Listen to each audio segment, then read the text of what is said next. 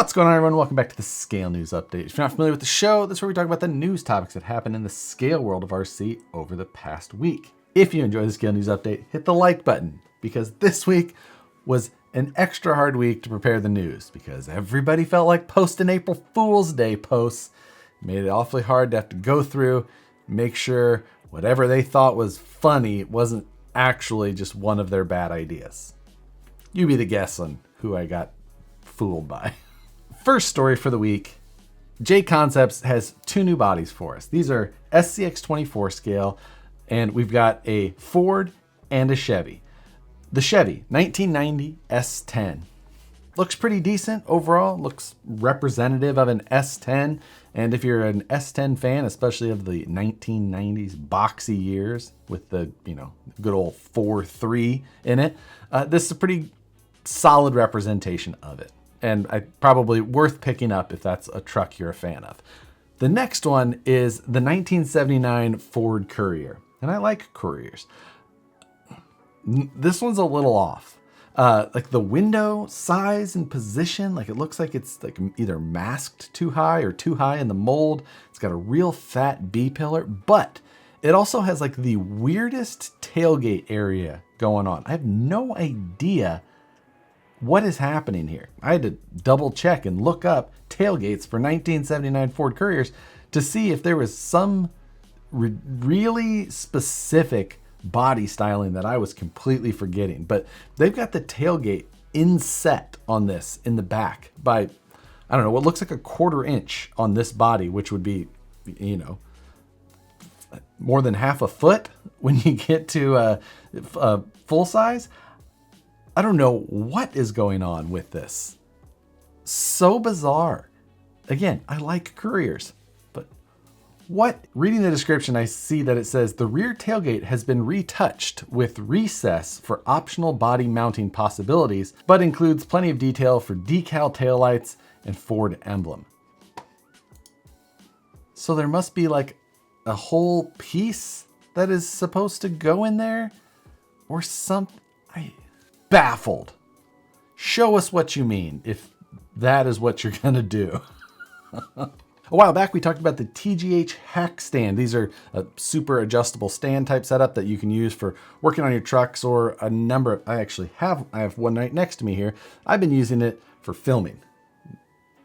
That obviously is something that will be very handy to me, but if you're not filming, they also include some super adjustable mounts so that you can easily mount a truck to it in a more reasonable height, depending if you're working on something at a funky angle, you're working on some wiring or, things deep inside your chassis, and you're super adjustable. It can be basically anything you want. It uses a standard 1/4-20 thread on the end, so making your own accessories to just make it work for whatever you're actually trying to do could be super powerful. If you're interested in one of those, you can go check out the TGH website for that. I'll put a link to it in the description below, as well as links to the rest of today's stories. Yesterday, I posted up a video detailing up the new Moonbuggy build-along project that I'll be posting up. Now, it's going to go live Wednesday at 10 a.m. Pacific. And what it's going to include is all of the files that I use to create my custom tube chassis build, this time for a Moonbuggy based on a Jimmy's 4x4 Moonbuggy that was just completed. Now, if you've seen my Instagram post or anything like that, I've designed up a bunch of 3D printed fixtures that allow you to perfectly fit all of the tubes in place and then get them tacked in these fixtures, holding everything just perfectly where it needs to be so that you can just build a super square, super straight, and takes a lot of the guesswork out of fabricating a chassis. If you're new to fabricating, this is something that just takes away a lot of that sit and stare and guesswork and hope that things kind of come out right. It takes a lot of that out and just allows you to practice the actual, methods that you're going to use to do fabrication. I already built up the first portion of the first chassis, but this one is going to be Matt's, and then I'm going to build myself a new one while we go through the project. So if you're interested in building your own Moonbuggy, go watch that video that I posted yesterday. I'll put a link to it below, but it details up all of the tools, what is included with the deal, and what to expect for everything. go check that out. Again, the package will go live on my website at 10 a.m. Pacific on Wednesday, and it'll be open for about a week unless it fills up, as I am limiting the number of people that are going to be able to join. So check that out, any of you fabricators that are out there. Thanks to Satisfied Jerky for sponsoring the Scale News for the month of April. If you've never heard of Satisfied Jerky, maybe you should watch the live stream takeover more often. No. Satisfied Jerky is a local company to me, and they have a ton of awesome jerky, from like ridiculously, painfully, prank level hot, all the way down to just really, really good. Like they've got like a honey and sea salt, which is like a great breakfast jerky. Or they've got the, oh, that's hot, which is like a good but kind of sweet hot. So many good ones. I love jerky. I'm sure a lot of you do as well. If you'd like to go pick some up, you can use the code #HarleyDesigns10 for 10% off any of the jerky he's got on the site. And there's also a code #Cowboy10 for an additional 10% off of any of the cowboy jerky. And anyone that does purchase throughout the month and uses the code, he's going to be giving away a KHouse Hornet, which was a collaboration between KHouse and Tamiya. Little sweet wide body GTR with carbon fiber look all over it. KHouse are like really fancy Hot Wheels. I have more than a handful of them on my shelves. They have real aluminum wheels, rubber tires, super cool detail, opening hood with motor detail. They're awesome. So go check out satisfiedjerky.com, linked below. The codes are linked there. Make sure you use the hashtag as part of the code. But go check them out. Thanks again to Satisfied Jerky.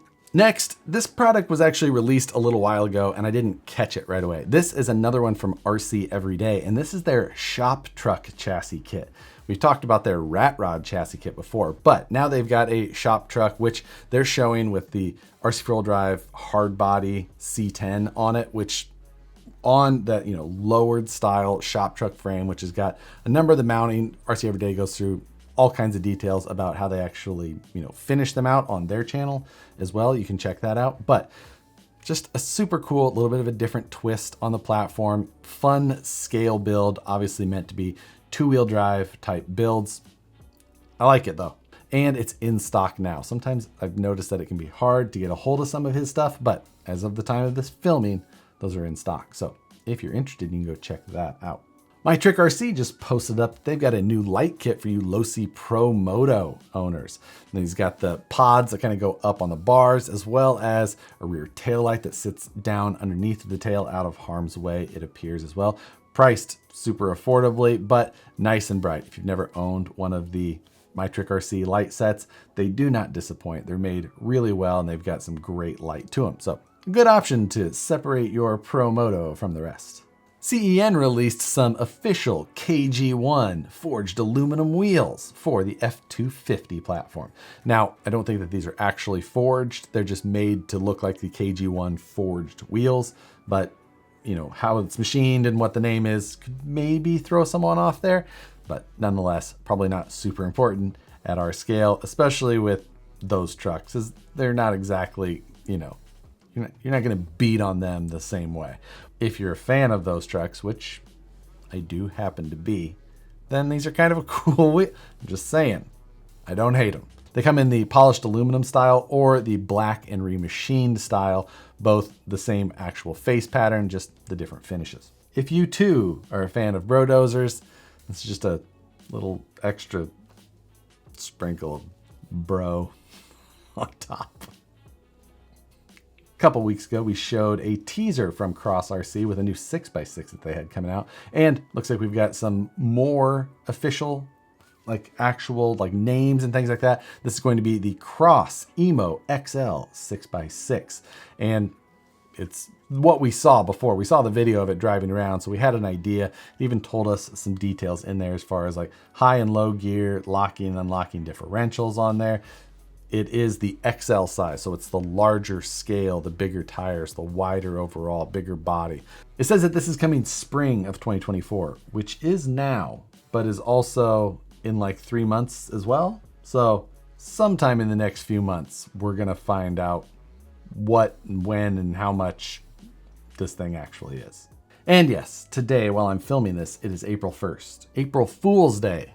And social media managers everywhere were doing their job and trying to come up with something clever to post on the social media page of their company. RCF Drive posted the Trail Floater 800, which is said to be releasing in 2077, but of course still using the TF2 platform and leaf springs, so they could figure out how to do some sort of levitating propulsion, but still couldn't get rid of that chassis or those leaf springs. Also, at the end of the video that they made, the truck still broke, so right on brand. AmPro Engineering posted up their video where, rather than trying to make RC taillights more realistic, they were making full-size taillights more like the RC, with giant screw heads and non-diffused LED light patterns. Definitely worth a watch on that one. Hard Park RC, I think, was the first one that I saw today. And this one, I had to, and I still don't know. Maybe this is a story? I don't know.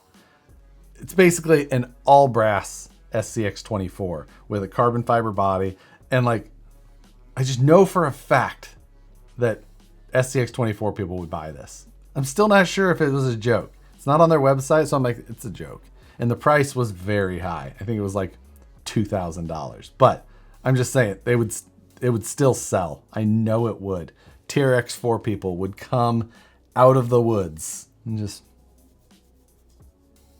Holmes Hobbies posted a video in his own quirky style about the Magic Smoke perfume applicator, where he put a brushed motor on way too much voltage and let the magic smoke out of a motor while he applied the scent to himself in more places than you would really necessarily think would end up in a video. I'll put links in the description below so that you can go check out all of those if you like. Maybe make sure your kids aren't around. And that was all of the internet that I could handle today. So that's going to do it for this week's news topics. For this week's question, let's make it 2 questions actually. First, are you coming to join the build off? Second, what's stressing you out lately? Whatever it is, vent a little bit in the comments below. I'm in the middle of a website launch for work that has been turning my hair gray rapidly, and tomorrow's the day. So fingers crossed. But vent a little bit of whatever you've got on your plate lately. People in the comments can maybe be supportive, and then maybe be supportive in the comments to somebody else. Make somebody else feel better. And if you don't have anything else to add, just put your shoe size. As always, I appreciate you guys for watching the Scale News Update every Tuesday. If April Fools would have fell on a Tuesday, I'd have just not done the episode just to mess with everybody, but I appreciate you guys for watching.